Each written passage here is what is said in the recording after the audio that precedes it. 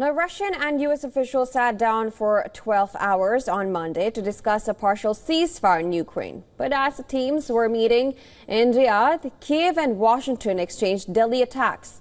As per Ukrainian authorities, at least 88 people were injured in a Russian attack in the Sumy region. Can U.S. bridge the gap between Russia and Ukraine as the fighting continues unabated? Well, our next report brings you all the details.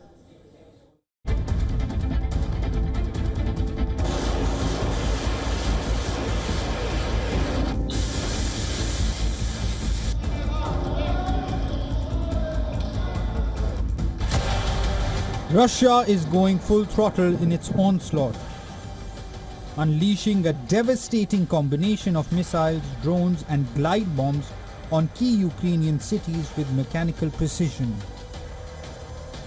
Heavy aerial bombardment is transforming civilian landscapes into war zones and human suffering. The regions of Kyiv, Kharkiv, Sumy, Zaporizhia, Chernihiv, Odessa and Donetsk suffer intense Russian bombardments. Russian troops continue to make daily advances across eastern Ukraine. These are images from the front lines showing heavy Russian firepower.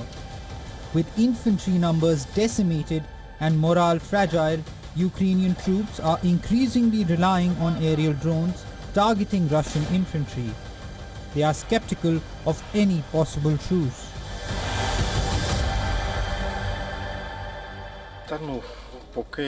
So far, these are just talks. There hasn't been any visible action. There has been no ceasefire. And I think that there will never be one from the Russian Federation because this is a country that has been at war for all its existence. It is probably in their DNA to go to war against a country.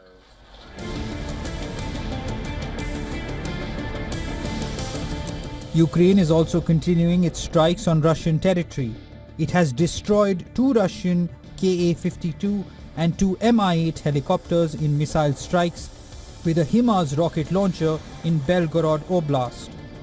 The region is regularly used by Russian forces to launch attacks on Ukrainian territory. The Ukrainian troops have blown up a gas pumping station on their retreat in the Kursk region. Moscow describes this as a violation of the moratorium on attacks on energy infrastructure. The deadly attacks come at a time when US holds negotiations with Russia and Ukraine separately in Saudi Arabia. While President Trump pushes for a swift resolution to the 3-year conflict, both sides have put forward different proposals for temporary ceasefires. Russia is pushing for a possible resumption of the Black Sea Initiative. It is working out on the terms with the US to halt on attacks on energy infrastructure. Moscow believes it has common understanding with the US on the need for settlement in Ukraine. However, it wants the US to address different aspects of the settlement.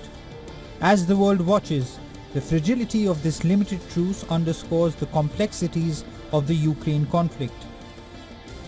The path to lasting peace requires more than tentative agreements.